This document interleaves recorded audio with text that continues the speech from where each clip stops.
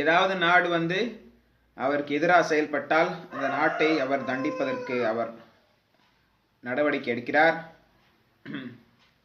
தவறு செய்பவர்களை அவர் தண்டிக்கிறார், திருடர்களை தண்டிக்கிறார்.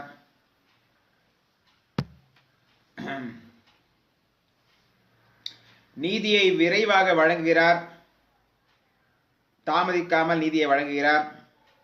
ஆனால் இந்த காலகட்டத்தில் எல்லாமே தலைகீழாக மாறிவிட்டது.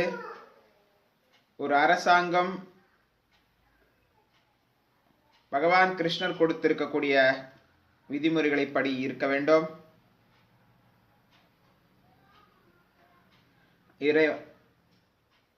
இறைவன் கொடுத்திருக்கக்கூடிய சட்டத்தின்படி அரசாங்கம் இருக்க வேண்டும்.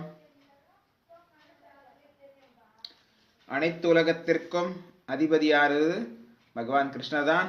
14 லோகத்திற்கும் அதிபதி பகவான் கிருஷ்ணர் தான்.